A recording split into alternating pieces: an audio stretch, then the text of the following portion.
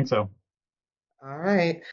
Um, okay, so I'm going to hit the go live button. And you'll have to tell me when we're live because it's usually before. Yeah, See it on the it's on. screen. There it is. All right. So welcome back to Lunch and Learn. Today, our topic is measuring ROI and demystifying our ROI when it comes to marketing investments. How do we know that what we're doing is actually working? So we are Nate and Simone, and we talk all things marketing. And we're welcoming today in the room. We have Kandi with us, yay!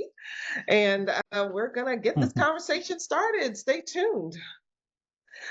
How you doing, Nate? Want to kick us off? Good, good. Yeah, thank you. Good to be here again. Hi, Candy. Welcome. So, Thank you. yeah. So today we're gonna like Simone said, we're gonna be talking about mystifying ROI. The question that kind of kicked things off here is: have you ever wondered which of your marketing efforts actually delivers results? And then I guess a better question would be who hasn't, right? Right. But so yeah, so that's what we're kind of talking about. So yeah, let's the key points of our conversation here: ROI and how it can be used to justify how much you spend on marketing. Well, first off, I guess the big topic here: why measuring ROI? Why do we do that? Um, so what do you think, Simone? I think, well, like you said, we want to know what's working, what's not working. Um, I've actually been, for example, I've actually been running some ads to get people to sign up for my challenge. And as I'm doing that, I'm testing out. I have two different ads running, and both have the same video, but they have different text. And I can see from my analytics that one of them is getting more views and more clicks. So that tells me that one is working better than the other. Okay. Yep. Um, Great. And I have a So question. Where are you running these ads? I'm running them on Facebook. Facebook. Okay. Yes. But you can also, and I'm sure we'll talk about this even further, but this also works with if you're not paying for ads. Say you are on Alignable every week, and you are going to say you join a group and you're going to all of their smart connects, um, or you join two groups, you're going to smart connects, and you can, as you're gathering networking contacts and leads, you can decide which group is giving you the best leads. As you're documenting like who you're meeting and what the results are coming out of it. Are you able to actually help the people that you're meeting in this group? And are they actually a good fit for networking with you or for partnering with you? Are you getting customers out of one group more than the other group, that kind of thing? So um, I think the one of the biggest lessons here is really measuring our efforts. yeah, and something like that specifically, it's you're talking about as far as the investment.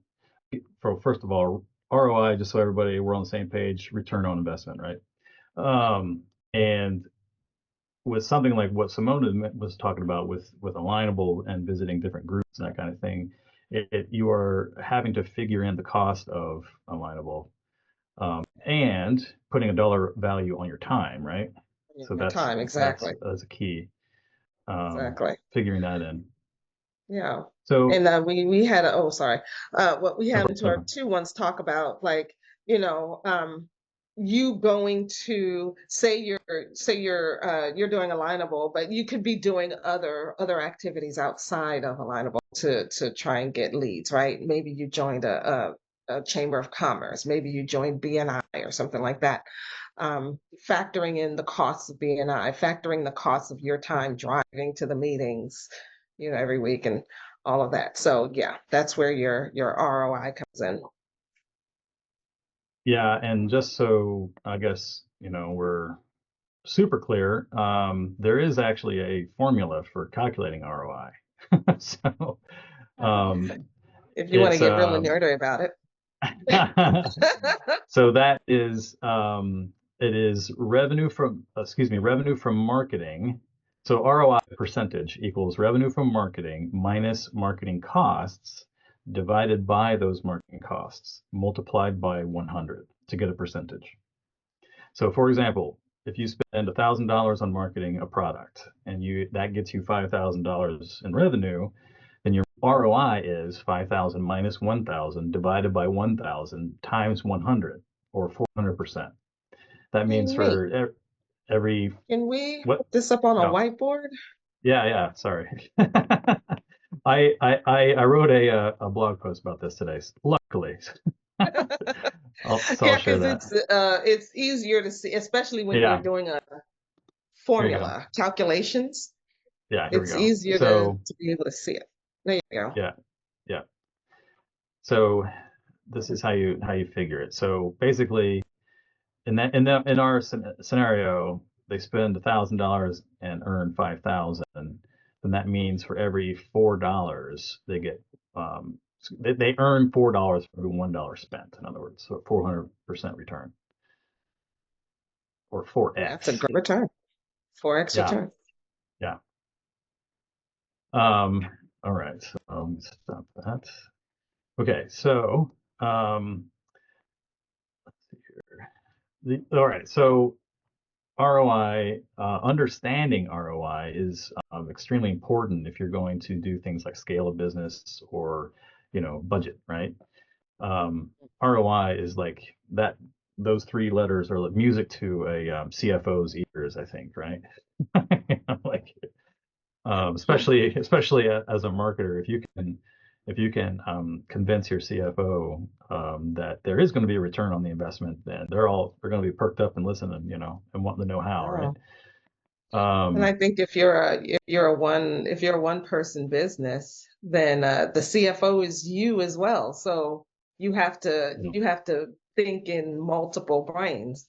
Um, you know, there's the entrepreneur and the visionary is that person who's all excited about, oh, we're going to change the world, we're going to do this, we're going to do that.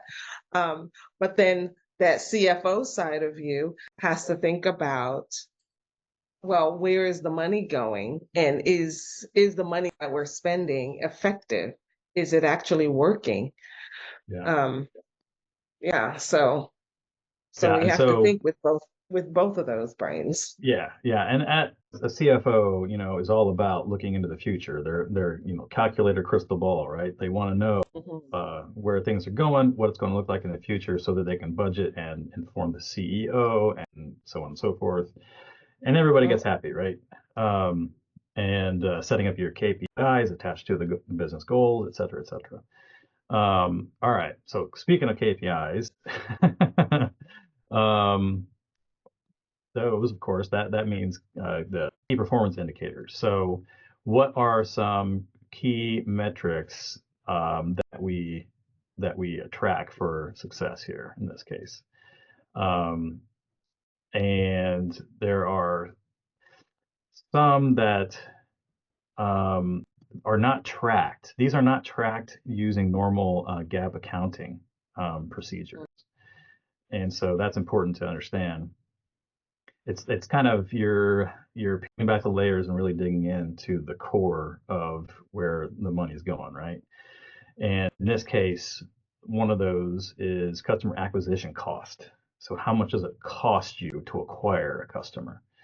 And that's kind of what we were talking about earlier with, factoring in the cost of Alignable plus how much time it's taking you, putting a dollar amount to that helps you to kind of figure out, assuming that you're getting customers out of that, how much it's going to cost you to actually acquire that customer, There's other things that go along with that too. Like you might want to track the cost of your marketing tools that you're using, whatever that may be, like a CRM, for example, so on and so forth. But the actual there's another formula for customer acquisition cost. It's this is much simpler though. It's just the total marketing spent, how much you've spent on total marketing, and divided by the number of new customers. That's how you Okay. figure it. So would you calculate that within a certain time frame, like a month or quarter or a year? You can. You can. Yeah. It's probably handy to do that, so you can kind of track it through a year and just kind of have a look back and see, you know, that can actually like tell you if certain habits of your consumers are maybe seasonal, you know, they're related to the seasons. Especially this time of the year, you know, people who are doing bookkeepers and tax consultants are their business is Yes, going this is crazy their right high now, I'm sure. season. Right. Yeah, Yeah. yeah, yeah. They're Whereas probably like if making all their money right now, and they can rest the entire rest of the year almost, right? you're right. Um, But yeah, and then like oh, this is actually a fairly good time for teachers too, because it's the start of a new semester for schools.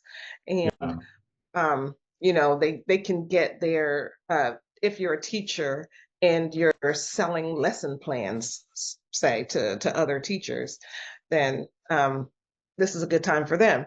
Whereas when summer hits, the teachers are out, they're not thinking about school, they're ready to lay it all down and head off yeah, for summer vacation. yeah, So then yeah, your lesson totally. plan business tends to has a nice lull in it. Absolutely. Unless of course it's a year-round school, which are becoming more and more common. So Yes. then they only get a couple weeks off in the summer, I think. Uh, but anyway, going along here, another KPI, important KPI to measure is the lifetime value of a customer. Sometimes it's known as CLTV, CTV, or LTV. They're all the same thing. Um, Customer lifetime value, lifetime value. So this is the total revenue that a customer generates over time spent with you, assuming that, you know, during the time that they are considered a customer or client, right? Obviously, a higher LTV means you have higher amounts of loyalty and greater long-term success. Um, Businesses like your kitchen bath remodelers, for example, that tend to be project based. This is one of those things that they suffer with because a lot of times it's kind of one and done, and we hope they come back eventually, but hope is not a strategy, as they say. But um, I would think in your case, Kandi, you're talking, you have much more longer lifetime values Right. for sure. Yeah. So ways that you can track that would be, you know, CRM. There's various tools out there that can help you. You know, this customer started on this date. They are continue to be a customer. This is how much revenue we've generated, and during that time. And as the saying goes, your best customer is the one you currently have. So, you know, uh, Right. finding ways to, improve their experience and increase your bottom line go hand in hand in that case. Yeah. Um, another important thing to track is conversion rate. So going along with customer acquisition cost is, um, the especially with digital marketing, this is like one of those key outputs, KPIs that are often used. So it's the percentage of users that complete a desired action. So let's say that you want them to come to your website and make a purchase of some kind. How many actually came to your website and how many actually made a purchase when they came to your website? Um, Going along with that would be how many times do they come to your website before they make a purchase? You know, that's important to know. Um, and it's going to be different depending on the industry, obviously. let's see here. I'll show you. I have a handy little chart here in my blog post. I'll go back to that real quick.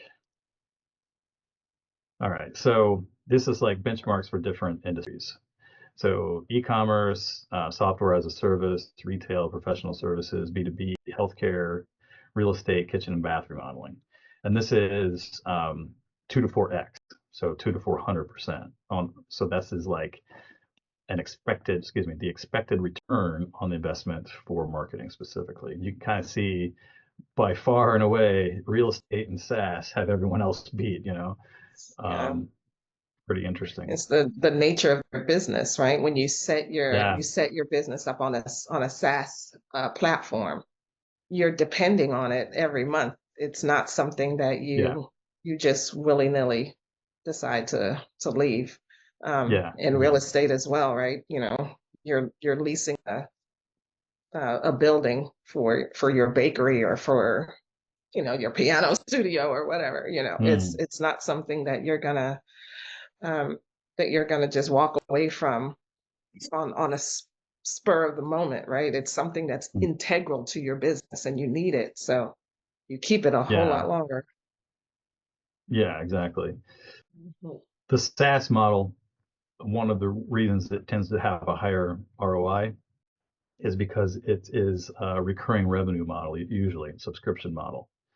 And so you get much more value out of a long-term customer, and that's incredibly important in that case. Again, this is kitchen and bath remodeling. That's kind of like one and done situation. Although if you do it right, you could make them into more long-term and increase that CLTV. Right. Anyway,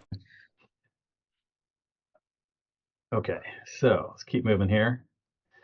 All right, now, why do we want to align our KPIs with our goals? What's the advantage there? So one thing is, it kind of depends on what the goal is, of course. you know, Mhm. if you want to increase your brand awareness, for example, then you're going to want to track things like impressions, you know, um, website traffic, that kind Things of and thing. reach. Yeah. Large amounts of people. Yeah, and you could run awareness ad campaigns as well. What kind of um,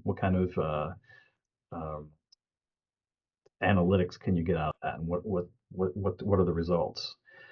Um, that tends to be more of like a casting a wide net in that case, right? You just want people to know that you're there, and it's kind of it's the top of the funnel, right? The tofu, as they say.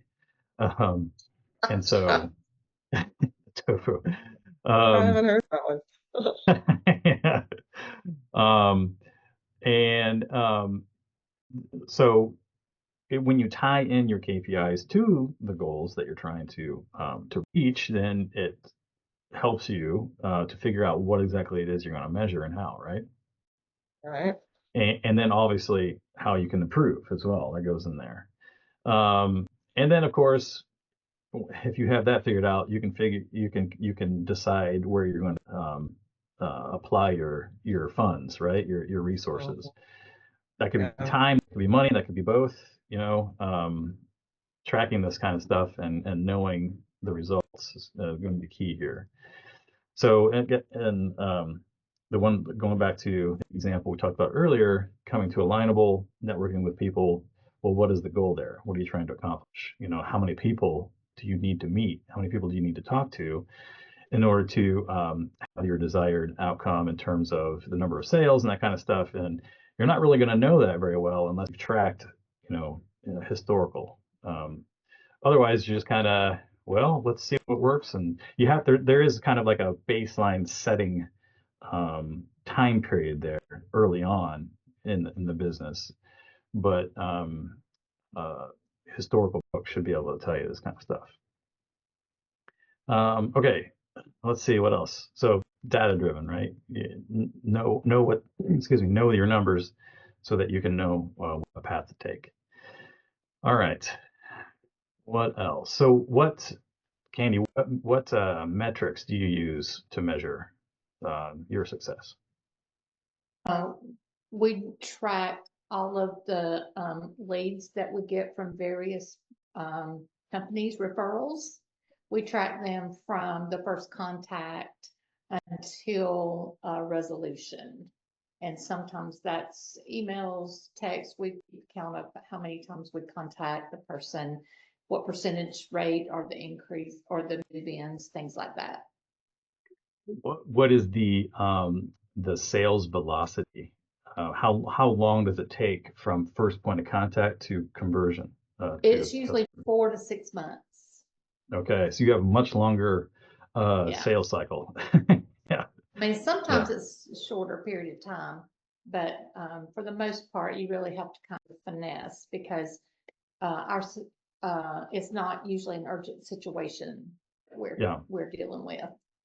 Yeah, like compared to like a dentist office, for example, right? It's like basically you're there and you're gonna pay or not. Takes a lot of nurturing. Yeah, exactly.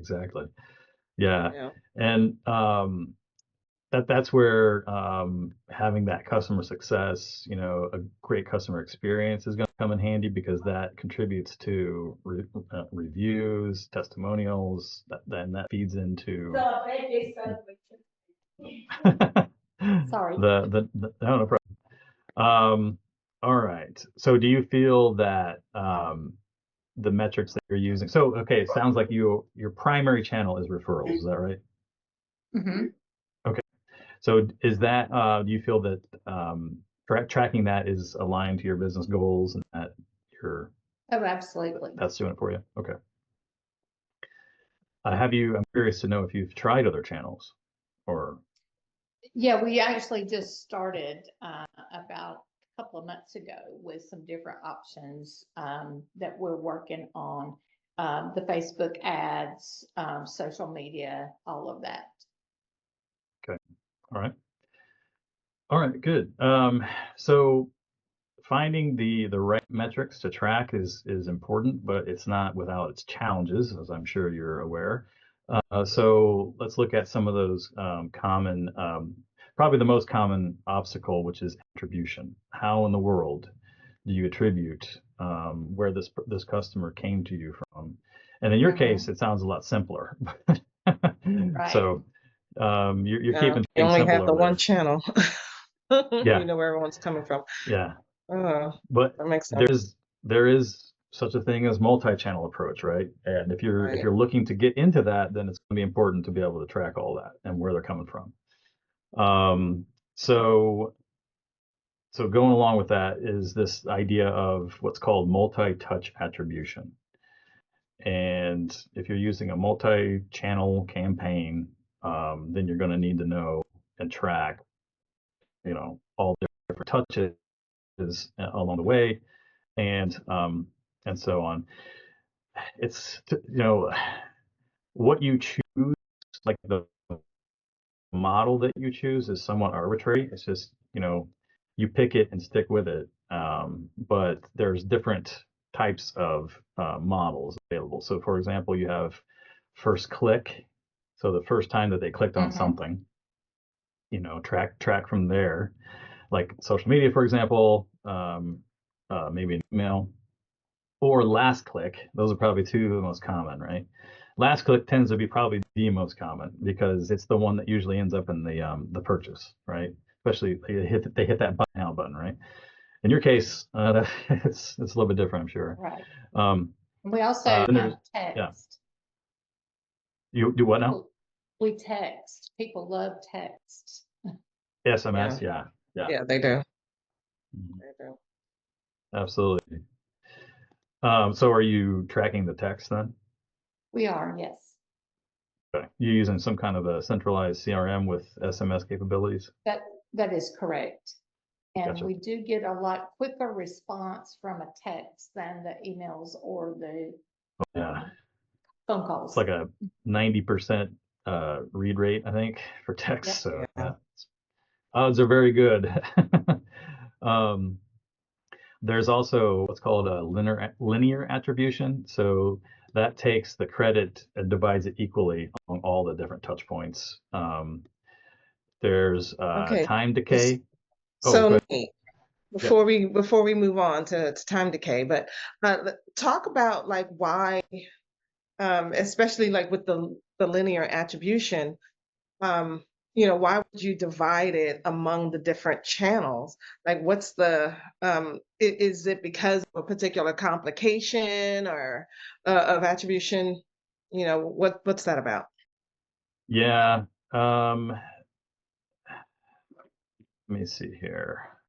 I have heard that there are times when, say you're running Facebook ads Hmm. and uh, a person sees your ad and so it's gotten some reach. They may not have Hmm. engaged with it, they may not have clicked on it or anything, but they saw the ad. So they're a bit primed.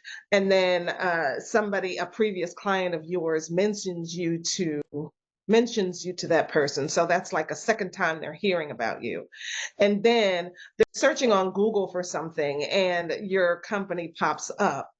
And then they decide, oh, you know what, this looks good, and they decide to click on your link through Google. Well, which one gets the credit? Is it the Facebook ad? Is it the is it the person Yeah. mentioning you to them, or is it the Google ad or something? Yeah.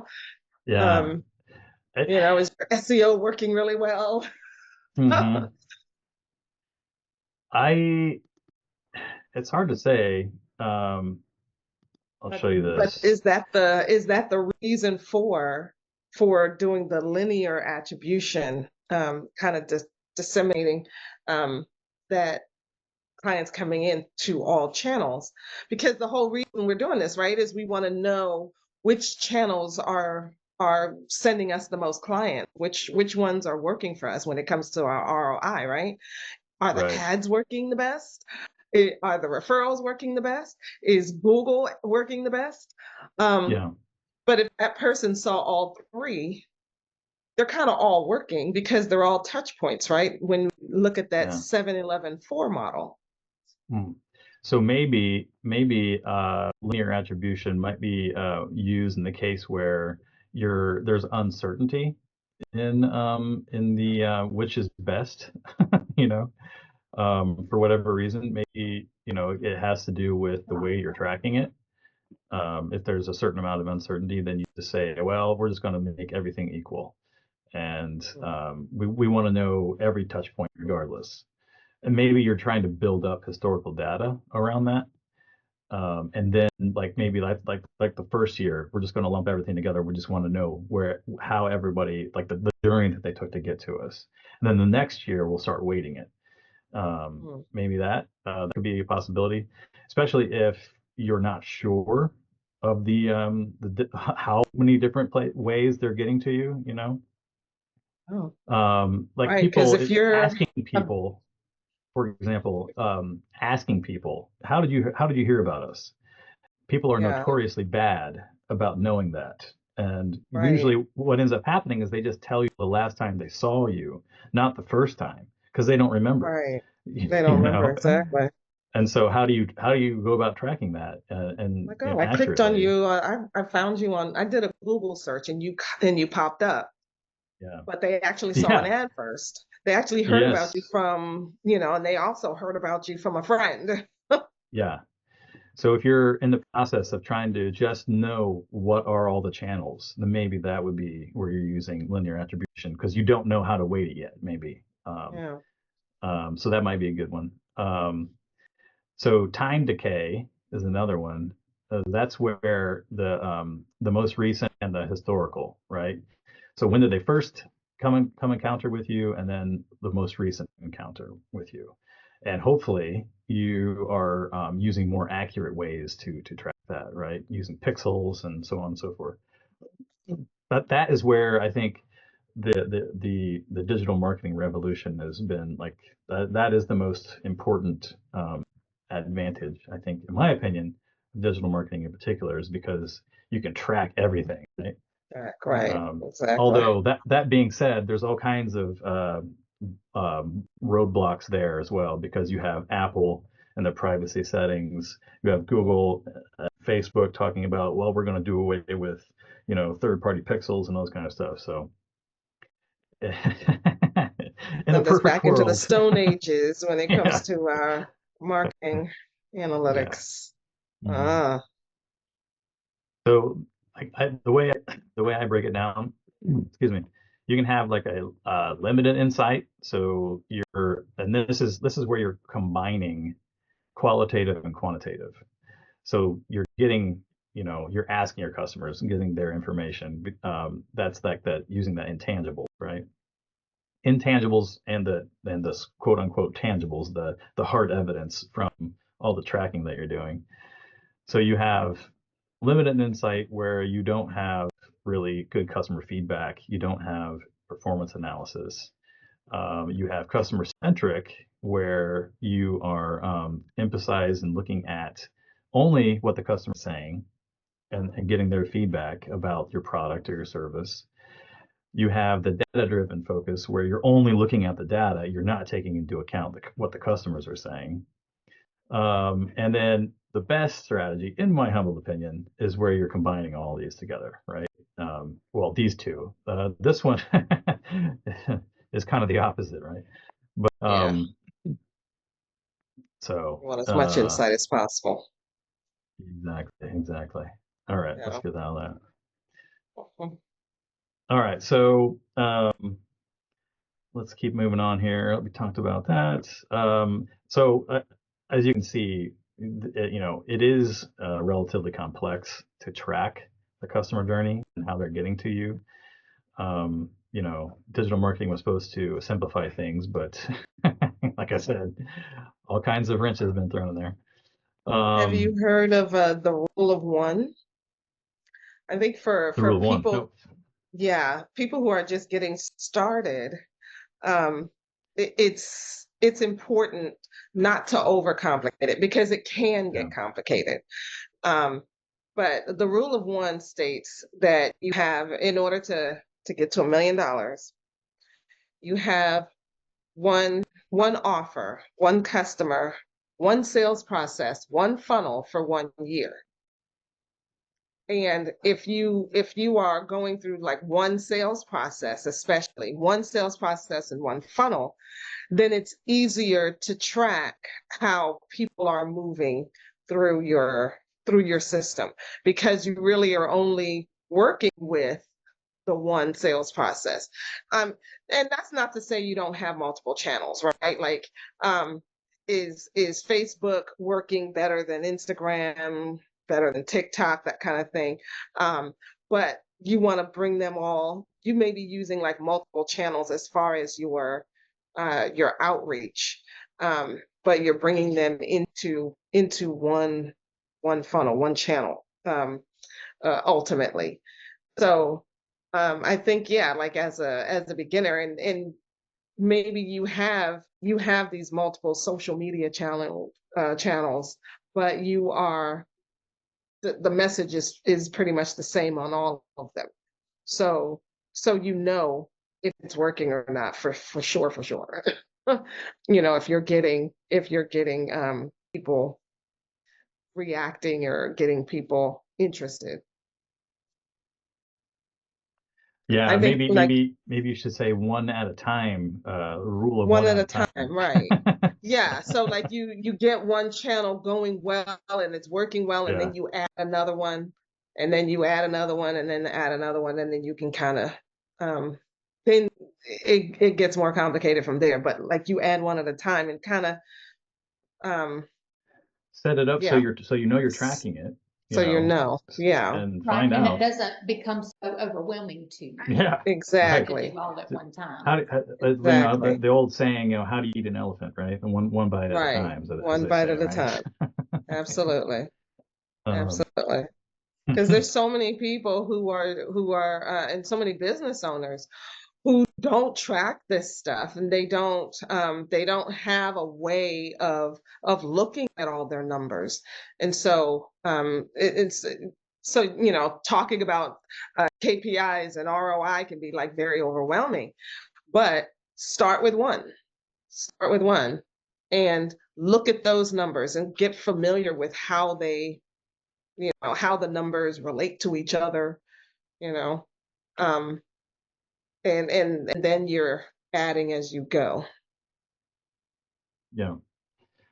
Um, that's good. That's good. All right. So there's different tools that you can use to track along the way. One of them is like a UTM parameter, urchin tracking mechanism. I don't know if you're familiar with that, but it is, I'm not familiar with it, but I see it everywhere. yeah, it's a You company. click on a link somewhere, and Yeah, next thing you know, it's a very long link, and it says UTM at the end, and tons right. and tons of data after it. Exactly. Yeah, there was a company that Google bought in their early infancy and turned it into their own protocol, basically for tracking things in Google Analytics, especially. You can track it in other things too, but Google Analytics was kind of like the pioneer in using it. Hmm. Um, I'll just show you this real quick. Uh, this is my UTM tracking sheet. There's a lot of them in here. But it's, I have this spreadsheet. I can share this actually, but it will automatically create a UTM link for you. You just Oh, that's plug in the information here that you want to track, and then it hmm spits out the link here.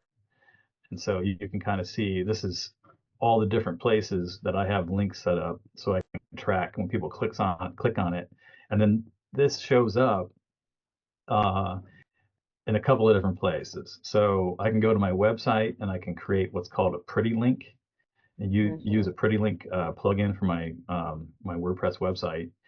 So that yeah, looks better when you paste this, right? This looks right, intimidating. You don't want to just paste that anywhere. If people are actually yeah, going to see the link, then it's better to make it look pretty. That's the idea. yeah, And then you can track it using pretty links on your website, but then also it shows up inside of Google Analytics then too. okay, Um, so when you're looking at source, you can actually look at your analytics results and filter them by source, medium, and campaign okay. inside Google Analytics. Oh yeah, definitely Um, send that to me, because yeah, I need to set that up for a client of mine. yeah, pretty handy. Um, Oh, and so yeah, there's others too that you can use, other methods, but that's just kind of one of the easiest, cheapest ways, honestly. It's just like no cost involved. Just you tracking it and making sure you're keeping everything straight on it, right? And yeah, knowing where everything is.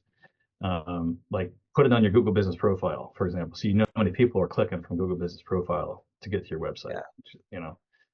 Um, all right. So I know it seems like a lot, but we're here. Our job is to demystify this for you. And there's things that you can do to help you along the way here, which we just kind of started touching on here. Um, One of them would be to use one of these multi-touch attribution models to get a better grasp on the customer journey, how people are getting to you, so that you know where to focus your efforts. I had one client come to me, just as an example. I had one client come to me, and she said, "Well, I asked her, how are people finding you?" And she said, "Well, people are telling me that they'll do a Google search, and I'm the first one that comes up." And so I did a little bit of research and looking into it, and she was not appearing first.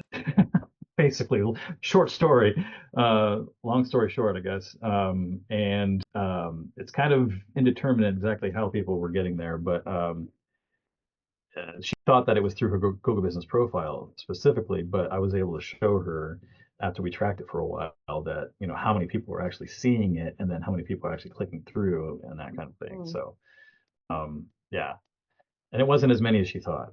So, um, so then it comes, the question is, well, what do I do, right? Oh, How do I fix yeah. that? So, And where are they coming from? Because if they're not coming from right, Google, then maybe she's finding success elsewhere, but she doesn't know where. right, right, yeah, and that's just as bad, honestly, because if you Right. don't know You want where, to how do double you know? down Yeah, you want to on be able what's to working. put more effort into that, right? Yeah, Yeah. yeah. All right. So implementing multi-touch in your campaigns, looking at reviewing and updating your KPIs so they better fit your goals. Using A/B testing, that could be an email, it could be an ads, like Simone was talking about earlier, to find out, hey, this one's doing better than this because I made this tweak here, right? Or I made this tweak Mhm. there. And There's funnel always room for pages. improvement when it comes to that kind of Yeah. thing. Yeah. Yeah. And there's all kinds of tools out there that help you track that as well. So, and then, look at the ones that are underperforming and then, figure out how to fix them. The channels, I should say. That's what I mean. But, Really. yeah. Do you have any other tips, Simone, for that? No, not really. Just but those are very good tips. I think the thing for us is that um it helps to create a system within us to go in and check these numbers on a consistent basis. Um, because I can set up a split test for a funnel, but if I don't go back and check to see which one is actually which page is actually working the best, um, then I can have it just running with the one that's underperforming still being shown to people. So yeah, one of the things that I thought of this week was that when you put these systems in place, we also have to train ourselves to use the systems. Mhm. Because otherwise they won't work for us. The systems only work if we work them. Right. Exactly. Yeah. So All right. Let's see here. Uh, Kandi, do you have any other questions, or what's your key takeaway here so far? I don't have any questions, but I really think that um,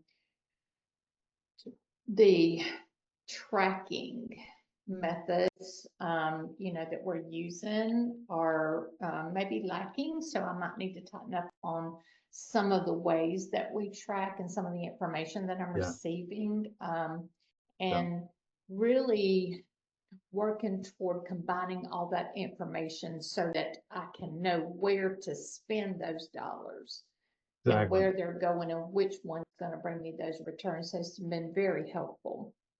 Yeah. Here's a link to that UTM sheet, Mhm. and I did not write it, so the author is attributed in this version. What you do Okay. is you click on that link, and I don't know if you're familiar with Google Sheets or Google Docs, Mhm. but Yes. you go to File, create a copy, make a copy, and then you can save your own copy and edit it. So that's in view only mode, so you can't edit that one. But um, so yeah, that'll help get you started there with tracking. Just out of curiosity, are you tracking things like customer acquisition costs, lifetime value already, or No, okay? but those are really good points and things I really need to look at. Yeah, and sometimes it can be hard to ferret that out too, especially if your Yes. company is only doing, GAAP accounting. You're going to have to do some digging, I think.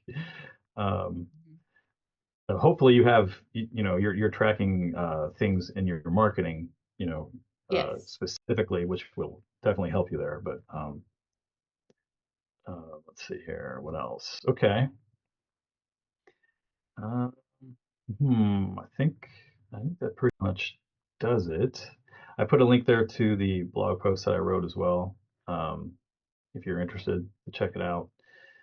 There is a little case study I did in there of a client. We did some SEO work with them, and just show you that real quick.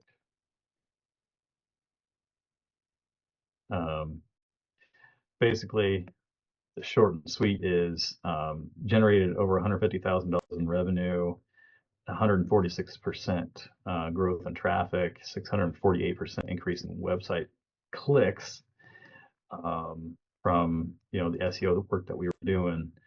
And if we did the calculation here, if he spent $5,000 to get over 150,000, that's a 2,900% ROI. That's not bad. Great ROI. Absolutely. Yeah. That's what I want to see. Yeah. Where kitchen and bathroom modelers normally are 400 to 800% ROI, he's getting 2,900. That's pretty darn good. So yeah. Yeah. All right, Simone, anything else? I think we're about 5 minutes left here. Yeah, I think we've covered everything. Thank you for watching. So we talked about